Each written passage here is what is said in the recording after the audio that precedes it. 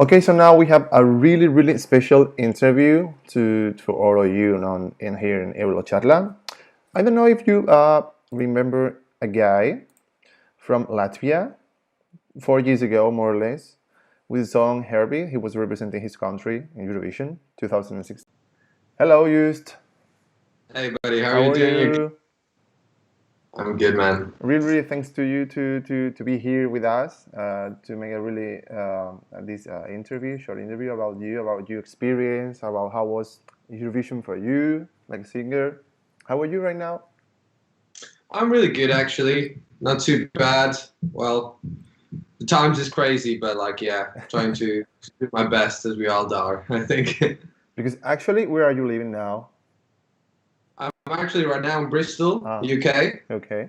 studying music production. I'm Oh, on my okay. last music production in university. Because after Eurovision, you experience, you're still working in the music, right? Yeah, sure. But more. Yeah, after Eurovision, I was like I was still in doing my career. I released an album I think 1 year or 2 years later, and then after that, I just decided that I need more experience and a wider angle on the world, and I decided to move to UK to just get more knowledge in music production and just get more memories and more inspirations for my music. Wow, really nice. But I would like to know how you decide, okay, I will try to go to Eurovision this year. And how did you connect with Aminata because she was represent the year before you? And how you meet her, or how was to create a song for Eurovision? Why you decide? It was actually more or less right time, right place kind of situation. As you understand, Latvia is really small country, Hmm. and like all the great musicians and good musicians or singers know each other, or at least know about each other, maybe not personally.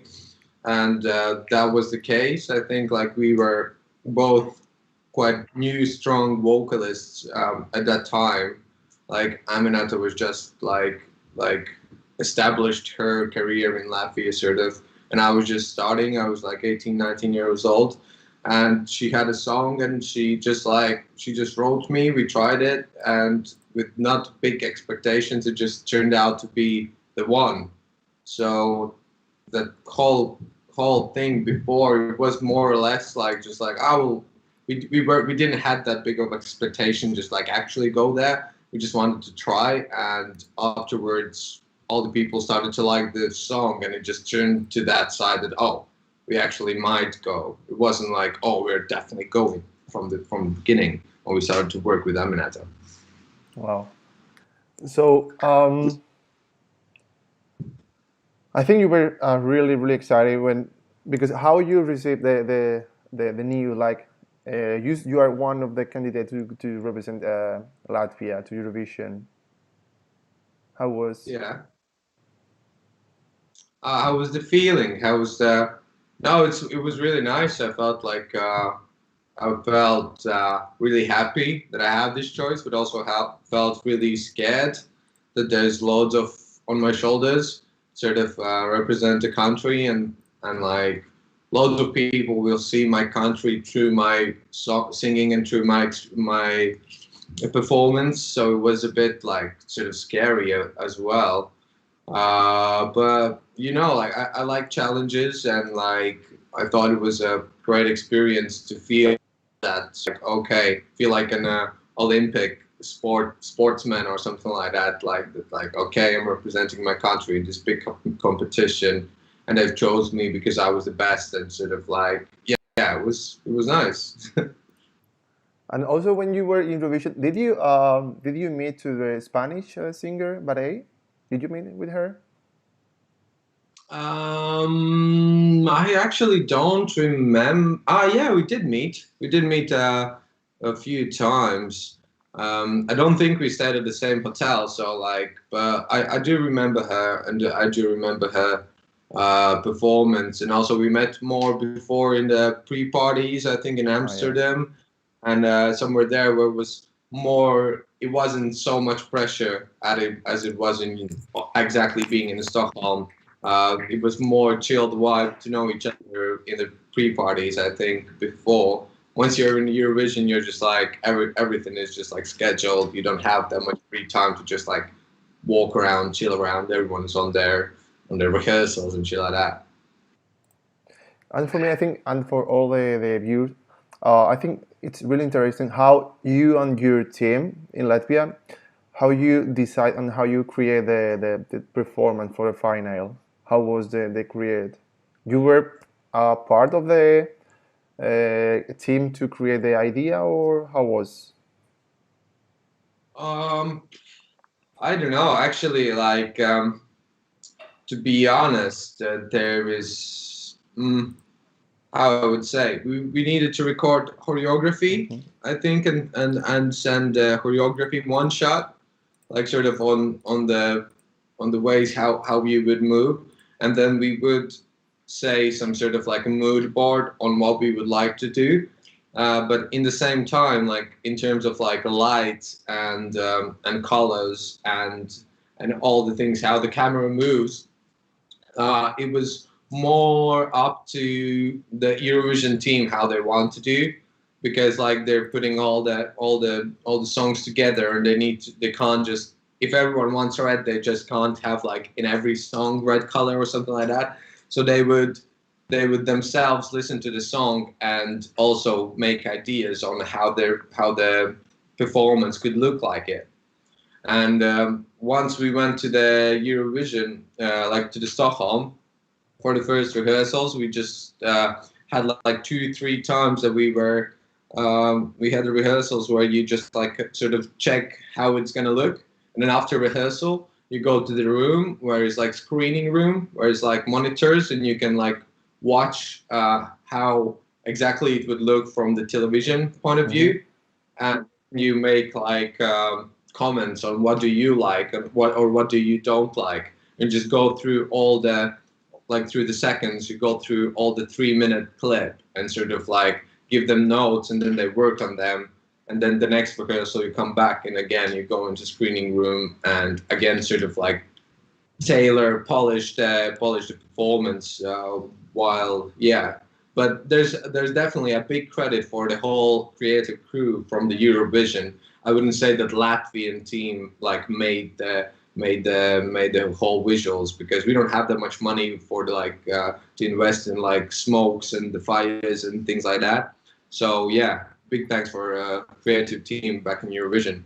So maybe I think we can say like your performance and your song this year for Latvia, something like with less you do a really good thing. No, I mean you don't need a really too much money to make a really good idea, because I think maybe the first thing is to have a really good idea and good song, and then if you make a creative idea or different like the others, you have different, because you were alone on the stage, nothing more, just you.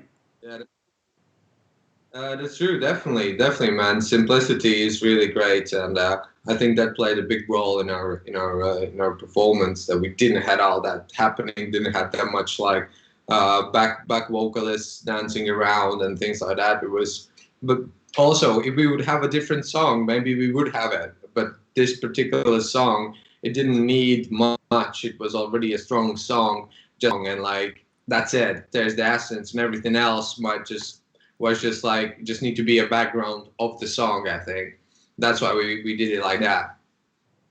So were you happy with your performance and the result with the live at the year, right? Really happy. I really liked what how it all looked at the end, and I wouldn't change anything actually. Like looking back right now, wouldn't change anything. Yeah. And right now, as a producer music, are you thinking to make a new song, or maybe to produce a new song for some singer in Latvia for Eurovision? Were you working before? Or? Not at the moment actually, Mm-hmm. because like well, in terms of this situation, you don't know when the Eurovision is gonna actually happen or Yeah, how it's true. gonna happen. It's really tight, and things like that. And the next, like if the Eurovision happened, we already have the singer for it for this year. So I'm not looking in that far future. I don't have a plan specifically on the Eurovision, but I would never say never because I might be like a songwriter or producer for some songs for entries for Eurovision because Latvia is a small market and it's like of course one of the big music events to like give your entry to the Eurovision, and it's definitely something I would consider doing definitely sometimes. But at the second, I don't have any plans or any towards making music for Eurovision again. And right now, where are how the fans of you that we listen to you first time in Eurovision, we meet you in Eurovision, how we can follow you, what you're doing, your music, your productions right now? Yeah, you can definitely follow me on Instagram. It's like Hughes official, and follow my Spotify. You'll find my album which I released 2 years ago, Uh-huh. which I think really nice and really in the same sort of vibe, electronic housey. That's like similar to Hearthbeat as well. So if you like the Hearthbeat, I think you'd enjoy my album as well, which is called Here I Am. and and yeah, well, but right now I'm actually just working on a new stuff and new music while I'm in a lockdown because I did had like these 2 3 years to just like sort of think about who I am after Eurovision, who is my real, because when I was in Eurovision I was really young. I didn't have much experience of a life, and I didn't have a clear vision where I want to be. In terms of right now, I have much more experience and much more wisdom, I would say, and so it just gives a different perspective for my work. And yeah, right now I'm just working for new stuff, and luckily I will release it in a half year time from now. So yeah, stay tuned. So it's really nice to hear like after Eurovision, singers, no, music still alive, no? Because Yeah. sometimes it depends on the country, but maybe here in Spain happens like sometimes some singer go to Eurovision and they didn't do so well or they didn't get really good results. So after Eurovision, maybe they say, "Well, my career, my music career will go disappear, will go out." But it's really nice to hear like you still doing music, working, discover yourself, and it's really nice to hear. Yeah, a real new project about you, and for sure we are gonna see you and try to find your new music and listen your new music for sure. Yeah.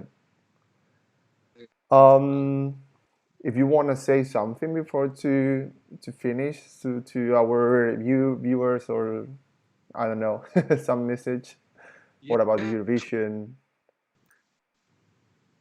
yeah. Actually, I wanted to first of all say hi to all the Eurovision fans. I think it's unfortunate that we didn't have Mm. Eurovision this year, and it's been a long time since it happened. So weird not having this great festival. But yeah, I am here because of the coronavirus. I need to be in Spain in Barcelona. I think Barcelona for a Eurovision party to also perform, and I'm really sad that it didn't happen. I hope they're gonna be able to maybe go next year or We hope. year after that. Uh, yeah, I just wanted to say, I sorry. mean, we hope that we can see you here in Spain because a lot of Spanish fans of Eurovision they were really liking your song. Yeah, really. We really like Latvia that year and you.